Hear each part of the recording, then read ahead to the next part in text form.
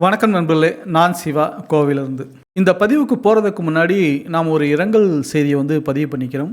ஜார்க்கண்ட் முக்தி மோர்ச்சாவுடைய தலைவரும் ஜார்க்கண்ட் மாநிலத்தின் முன்னாள் முதலமைச்சரும் இந்தியாவின் மிக முக்கிய பழங்குடியின தலைவராக ஒரு மதவாத கும்பலிடம் சிக்காமல் பழங்குடிகளை ஒரு அரசியல் இயக்கமாக ஒன்று திரட்டி வெற்றி கண்டவர் சிபு சோரன் அவர்கள். சிபு சோரன் அவர்கள் இந்தியாவின் முதல் பழங்குடி முதலமைச்சராக இருந்தவர். அதற்கு பின்னால் அவரது கட்சியில் அவரது மகன் ஹேமந்த் சோரன் 4 முறை ஜார்க்கண்ட் மாநிலத்தின் முதலமைச்சராக இருந்திருக்கிறார். நேற்றைய தினம் சிபு சோரன் அவர்கள் மறைந்திருக்கிறார். அவரது இழப்பிற்கு நமது ஆழ்ந்த இரங்கலை பதிவு செய்து கொள்கிறோம். அப்படியே நம்ம நேரடியாக செய்திக்குள்ளே வரலாம் அப்படின்னு பார்த்தா, இன்றைக்கி காலையில் எந்திரிச்ச உடனே ஒரு செய்தி பார்க்குறோம். நாமக்கல்லில் 3 பெண் குழந்தைகளை கடன் கட்ட முடியாமல் ஒரு தந்தையே வெட்டி கொன்னுட்டு அவரும் தற்கொலை செய்து கொள்கிறார். இது ஒரு மிக மிக மோசமான சம்பவம். சமீப காலங்களில் குழந்தைகளை பெற்றோரே கொலை செய்துவிட்டு தற்கொலை செய்து கொள்வது என்பது அதிகரிப்பது ஒரு சமூக பொருளாதார சிக்கலோட மிகப்பெரிய அஸ்திவாரமாக பார்க்க வேண்டிய நிலை இருக்குது. இன்னொரு பக்கம் தினம் நம்ம வீடியோஸை ஆன்லைனில் பார்க்குறோம். காசு வாங்கினேன், கொடுக்கறதுக்கு வக்கு இல்லையா, துப்பு இல்லையா, எதுக்கு காசு வாங்கினா திருப்பி கொடுக்கணும்ல, ஒரு நாள் அப்படிங்கிறது சாயங்காலம் 4 மணி வரைக்கும் முடியும்னா இந்த நிதி நிறுவனங்களுக்கு காலையில் 8 மணிக்கே முடிஞ்சிடும். அந்த 8 மணிக்கு அக்கௌண்ட்டில் பணம் இல்லைன்னு சொன்னாக்க 450 ரூபா 650 ரூபா ஃபைனு. அந்த ஃபைனுக்கு ஜிஎஸ்டி, அதுக்கு மேலே வரக்கூடிய ஃபோன் கால் சார்ஜஸ் நிறைய.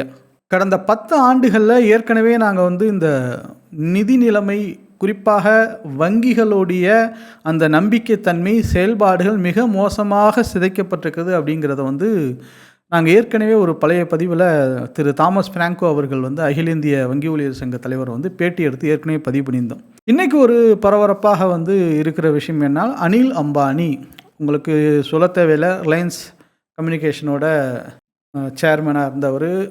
திருபாய் அம்பானியோட 2 மகன்களில் மிக முக்கியமானவர் அனில் அம்பானி. ஆரம்ப காலத்தில் அனில் அம்பானி தான் மிக தீவிரமாக தொழிலில் ஈடுபட்டு கொண்டிருந்தவர். அந்த அனில் அம்பானி 17,000 கோடி ரூபாய் அளவிற்கு மோசடி செய்ததாக கடந்த ஜூலை மாதம் அமலாக்கத்துறை சம்மன் அனுப்பி இப்போ அவரை ஆஜராக சொல்லியிருக்காங்க. அது ஒரு பரபரப்பான விஷயமாக பேசப்படுது. இந்த விசாரணையோட ஆரம்பம் பார்த்தீங்க அப்படின்னு சொன்னாக்க, கடந்த 2017 2019 வரையிலான காலகட்டங்களில் எஸ் பேங்க்லேருந்து சுமார் 3000 கோடி ரூபாய் அளவிற்கு கடன் பெற்று அதை மோசடியாக வேறு நிறுவனங்களுக்கு பயன்படுத்தியதாகவும், அந்த லோனை சேங்ஷன் பண்ண அந்த காலத்தில் அந்த மேனேஜிங் டைரக்டர் அம்பானியோட கூட்டணி வச்சுக்கிட்டாரு, அதில் மோசடி செய்தார் அப்படின்னு சொல்கிறாங்க. அந்த எஸ் பேங்க் கொடுத்த கம்ப்ளைண்ட் பார்த்தீங்க அப்படின்னாக்கா, அவங்க 2020 கம்ப்ளைண்ட் பண்ணிடுறாங்க. 22 தான் சிபிஐ கேஸ் ரிஜிஸ்டர் பண்ணுறாங்க. ஸோ 25 அமலாக்கத்துறை ஆய்வு செய்யுது. உங்களுக்கு தெரியும், நான் ஏற்கனவே சொன்னேன், ஒரு சாதாரண மகளிர் குழு கடன்களாகட்டும், சின்ன சின்ன கடன்களுக்கு வசூல் பண்ணுற கும்பல் வீட்டு வாசலில் நின்று அவமானகரமாக பேசுகிறது, அவமானப்படுத்துறது, என்ன செய்வ ஏது செய்வேன்னு மிரட்டுறது, ஃபோன் கால் டார்ச்சர், இவ்வளோ பெரிய விஷயங்கள் சின்ன சின்ன கடன்களில் பார்க்கக்கூடிய இந்த வங்கி நிர்வாகங்கள் இந்த 17,000 கோடியில் எப்படி கையாண்டிருக்காங்க அப்படின்றதுக்கு இந்த கவர்மெண்ட் டிபார்ட்மெண்ட்ஸுமே, சிபிஐ, இடி எல்லாருமே எவ்வளோ மெதுவாக விசாரிச்சிருக்காங்க அப்படின்றத பாருங்கள். இதில் முக்கியமாக அனில் அம்பானி ஒரு விஷயத்தை லண்டனில் பதிவு பண்ணுறாரு. என்னென்னா, லண்டன் கோர்ட்டில் ஒரு சீன வங்கியிடம் கடன் வாங்கிடுறாரு. அந்த சீன கடன் வங்கி அங்கே $717 மில்லியன் அளவிற்கு வழக்கு தொடுக்கிறாங்க. அந்த கேஸில் அப்பீர் ஆகும்போது அனில் அம்பானி சொல்கிறாரு, என்கிட்ட ஒரு நயா பைசா கூட கிடையாது, வழக்கு செலவுக்காகவே நான் ஒரு 9 கோடி ரூபாய்க்கு என்கிட்ட இந்த ஜுவல்ஸ் எல்லாம் அடகு வச்சு தான் நான் வழக்கு செலவே கொடுத்தேன். நான் தனிப்பட்ட என் மேலே எந்த சொத்தும் கிடையாது.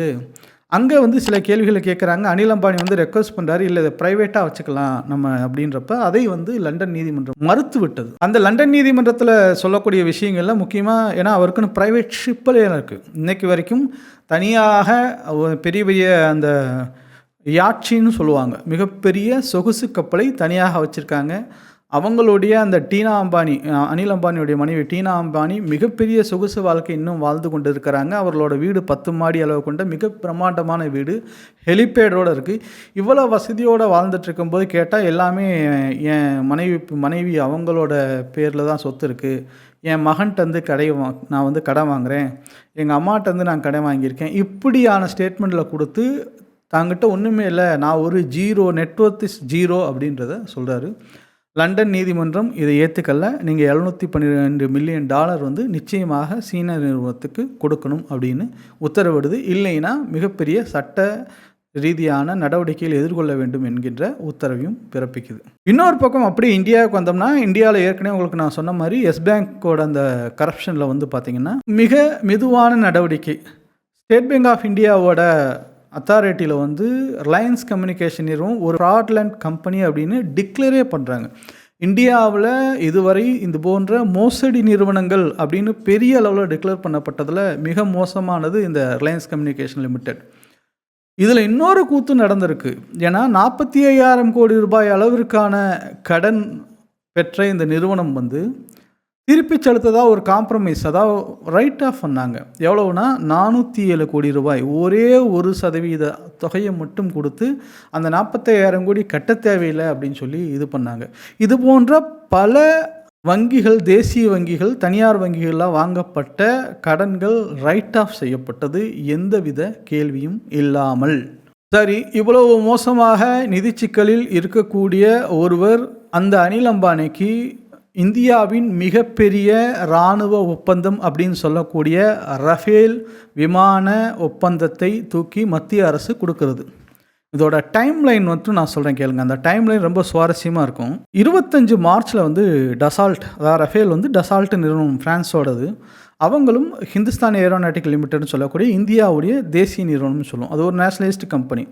இவங்க வந்து 25 மார்ச்சில் டஃபேல் நிறுவனம் என்ன சொல்கிறாங்க, நாங்கள் ஆல்மோஸ்ட் வந்து டீல் வந்து ஃபைனலைஸ் வந்து ஹாலோட நாங்கள் பேசிகிட்ருக்கோம். 28 மார்ச்சில் வந்து நம்ம அனில் அம்பானி உடனே ஒரு கம்பெனி உருவாகுது. நல்லா புரிஞ்சுக்குங்க, 25 மார்ச் வந்து டசால்ட்டும் ஹாலும் பேசுகிறதா அவங்க சொல்கிறாங்க. அதே மாதிரி 28 மார்ச்சில் அனில் அம்பானி அந்த கம்பெனி உருவாகுது. 8 ஏப்ரலில் வந்து இப்போ இருக்கக்கூடிய ஜெய்சங்கர், அந்த வெளியுறவுத்துறை அமைச்சராக இருக்கக்கூடிய ஜெய்சங்கர் வந்து ஹாலும் டசாலும் பேசிகிட்டு இருக்காங்க. அப்போ அவர் வந்து செக்ரட்டரியாக இருந்தார், ஃபாரின் செக்ரட்டரியாக. அவரும் வந்து ஹீஸ் டிக்ளரிங் ரஃபேலோட இந்த மிகப்பெரிய இராணுவ டீல்னு சொல்லக்கூடிய இராணுவ ஒப்பந்தத்தில் நான் சொல்கிற 28 மார்ச்லேருந்து 9 ஏப்ரலுக்குள்ளே அனில் அம்பானி ஒரு நிறுவனத்தை உருவாக்கி அதை ரஃபேலோட ஜாயின்ட் வெஞ்சர் போட்டு அந்த ஒப்பந்தத்தை கைப்பற்றுகிறார். அந்த ஒப்பந்தத்தின் வேல்யூ 50,000 கோடி ரூபாய்.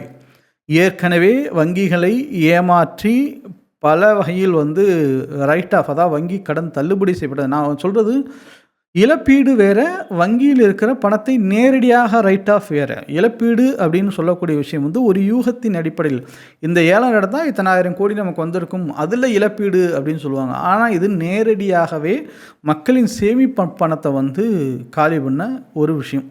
அப்படிப்பட்டவருக்கு வெறும் ஒரு மாத கேப்லேயே வந்து 50,000 கோடி ரூபாய் அளவிற்கு ரஃபேலோட டீலை கொடுத்து ஒரு பெரிய சாதனை வந்து இன்றைக்கி இருக்கிற மத்திய அரசாங்கம் வந்து செஞ்சுருக்காங்க. 2019 எஸ் பேங்க் அந்த விஷயங்களில் அனில் அம்பானிக்கு கொடுத்த அந்த கடனை வந்து நான் பெர்ஃபார்மிங் இன்வெஸ்ட்மெண்ட்டுன்னு அப்படி டிக்ளேர் பண்ணிடுறாங்க. மிக முக்கியமாக வங்கி கடன் முறைகளில் ஏற்பட்ட கடந்த 10-15 ஆண்டுகளாக ஏற்பட்ட மாற்றம் வந்து மிகப்பெரிய ஒரு சீரழிவை நோக்கி வந்து போயிருக்கு. இந்திய வங்கித்துறை மிகப்பெரிய அளவில் வளர்ச்சி எப்போ வந்ததுன்னா, அது மைக்ரோ லோன்ஸ்ன்னு சொல்லக்கூடிய சிறு குறு தொழில்களுக்கான லோன் கொடுக்குற அந்த காலகட்டங்களில் தான் வந்து மிகப்பெரிய அளவில் வந்து வங்கி வளர்ந்தது. ஆனால் இன்றைக்கி இந்த அம்பானிக்கு வந்து 2017 நடந்தது, 2020 வந்து எஸ் பேங்க்லேருந்து கம்ப்ளைண்ட் பண்ணுறாங்க. ஸ்டேட் பேங்க் ஆஃப் இந்தியாவோ ரொம்ப வேகமாக, அதாவது பல ஆண்டுகள் கழித்து இப்போ ஜூலை மாதம் வந்து டிக்ளேர் பண்ணுறாங்க, இட்ஸ் அ ஃப்ராட்லண்ட் கம்பெனி. அதற்கு பிறகு வேறு வழி இல்லாமல் தொடர்ச்சியாக அழுத்தம் கொடுக்கப்பட்ட அரசியல் அழுத்தம், ராகுல் காந்தி போன்றவர்களுடைய தொடர்ச்சியாக அழுத்தத்திற்கு பிறகு ஒரு சர்ச் வந்து நடந்திருக்கு. அந்த சர்ச்லேயும் வந்து பார்த்திங்கன்னா யாரையும் கைதெல்லாம் பண்ணலை. தெளிவாக புரிஞ்சுக்கோங்க, இடி வந்து சர்ச் பண்ணி இதே உங்களுக்கு ஞாபகம் இருக்கான்னு தெரியல, சிதம்பரம் வீட்டிற்கு மேலே கேட்டில் ஏறி குதிச்செல்லாம் கைது பண்ண சம்பவங்கள்லாம் வந்து நடந்தது. அவர் முன்னாள் மத்திய அமைச்சராக இருந்தவர், நிதியமைச்சராக இருந்தவரோட வீட்டில் ஏறி குதிச்செல்லாம் அரெஸ்ட் பண்ணதுக்கு எல்லாம் பண்ணாங்க. ஆனால் இந்த அனில் அம்பானி தொடர்பான அலுவலகங்களில் 35 இடங்களில் மும்பை மற்றும் டெல்லியில் சர்ச் பண்ணி ஏராளமான ஆவணங்கள் கண்டுபிடிப்புன்னு சொன்னாங்க. ஒரு கைது கூட கிடையாது. அனில் அம்பானிக்கு நோட்டீஸ் தான் போயிருக்கு. இது ஒரு கண் துடைப்பு நாடகமாக இருக்குமா அப்படிங்கிற அந்த கேள்வியும் வந்து நம்மக்கிட்ட இல்லாமல் இல்லை.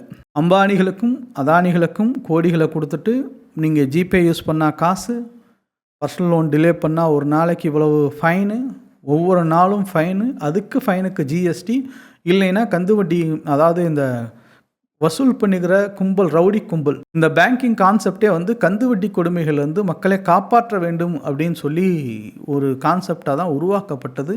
ஆனால் இப்போ மீண்டும் அந்த கந்து வட்டி கும்பல் வசூல் கும்பல் போல் வந்து அராஜகம் செய்வதற்கு ஒரு வழிவகையாக இது போன்ற பெரும் கடன் தள்ளுபடி செய்யப்பட்டிருக்கிறது. ₹1 2 இல்லை, பல லட்சம் கோடி ரூபாய் அப்படிங்கிறது தான் இதில் வந்து மிக முக்கியமான விஷயம். நன்றி நண்பர்களே, இன்னொரு பதிவில் சந்திப்போம்.